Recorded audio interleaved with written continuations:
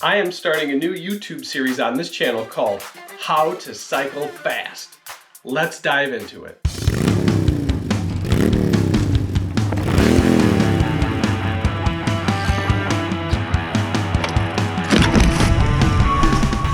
I am Rob, and my channel here is Bike Life with Rob, where I try to deliver entertaining and informational content related to biking, more specific, mountain biking. I've grown really fond of bikes if you haven't noticed. I started my journey into mountain biking late in 2014 when my brother introduced me.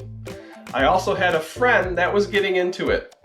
So you could say I had an initial double influence. Riding with both of them was really an amazing experience from the start.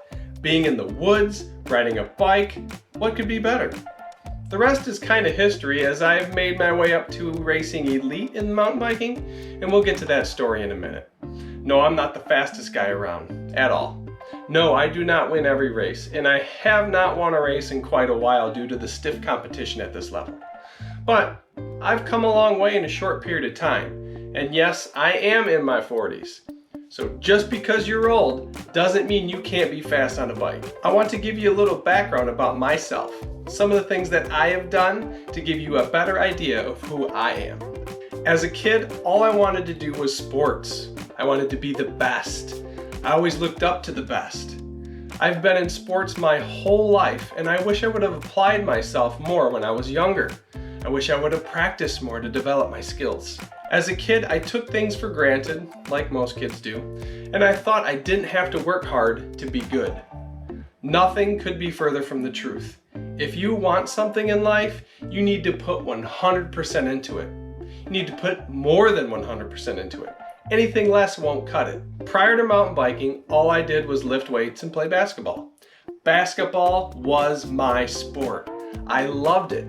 Even on a running scholarship in college, I still managed to sneak onto the court for pickup games when I wasn't supposed to. I wasn't bad at basketball either.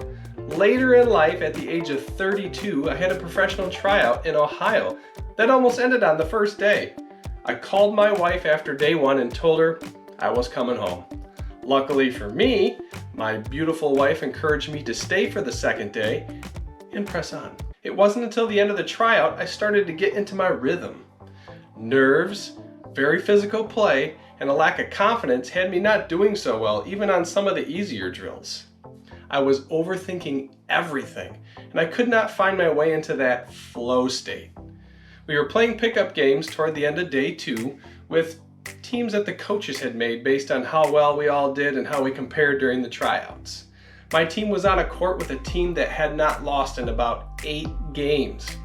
I wasn't going to play, but another guy told me he was already told by the coaches that he made the final cut. So he let me step on the court in his place. Long story short, I scored all the points that game, including the game winner by tipping a ball in over a 6'5" defender. He knocked me to the ground after that tip that ended the game and their winning streak. The team I was on went crazy. I felt like a hero. I felt accomplished. I felt like I won the big championship. If this weren't great enough, and if I wasn't on a high already, James Posey, an NBA champion, walked onto the court as my team circled me with pushes and shoves. He broke the circle, walked up to me, gave me the manly hug handshake and said, "That was good shit, little man." I won't lie, almost every time I tell this story, it brings tears to my eyes. It has such an emotional impact. This has to be one of the greatest basketball highlights I've had in my life. As a cyclist, I've basically started from scratch. I had a friend I could lean on and still do to help me with coaching. I also am pretty good with the knowledge on how things work with the body, and I'm a certified strength and conditioning specialist, CSCS, through the National Strength and Conditioning Association. In a short time on the bike, using what I know and what I knew and what has worked for me, I've managed to do pretty well. My first year was in 2015. I managed to get second overall in the Michigan Mountain Bike Association's Championship Point Series in the sport category. Later in 2016, I was able to win the overall in the first 5 races by winning every race. I then moved up to expert in 2016 for a few races and still managed to get on a podium. I had a friend say, "You should just move up to elite." So that's what I did for my last race of the season's MMBA CPS. And I finished second to last. I finished so far off the podium, it was actually a wake-up call. This elite category itself has categories like the elite beginner, the elite sport, the elite expert, and the elite pro. This last race in 2016 I was definitely a beginner elite. 2017, I had big goals and achieved them by racing pretty good and even finishing within a few seconds of a retired pro road cyclist. And I would say I made my way up to a low-level elite expert that year. 2018 was a little struggle. I had lower hip back problems, I felt like I was going backwards, and probably was due to the right side of my body struggling. This season I was more like an elite sport athlete. When I look back to when I ran Division I in college, this same issue was the reason for my running demise. Thankfully in 2019, toward the end of the season, I was able to keep the back issues under control and finish on a few elite podiums. This was really great, it felt really great, and looking back, I'm thankful that I was able to continue pushing and adjusting instead of giving up. I'm starting this series to hopefully help with the missing pieces in your training, that we can be faster and more competitive on the bike. I do not claim to know everything. I do not have the answers to everything.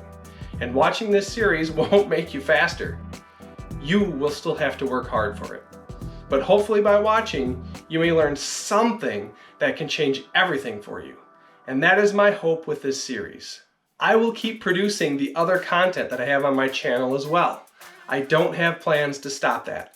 I will continue to film racing and put those videos out in short, come race with me versions and the full versions, as long as the GoPros cooperate. Let me know in the comments below what you struggle with, what questions you may have, and I will see about putting a video together if there's enough feedback on certain topics. Don't forget to subscribe to the channel and be sure to click that bell. Clicking that bell ensures that you'll get notified when new videos come out. If the title interests you, you can watch it. If it doesn't, just skip it. Feel free to share these videos with the people you know will enjoy them or get something out of. Check out the description below as I have links to some cool things. We'll see you in the next video. In the meantime, click on one of these videos and watch something else.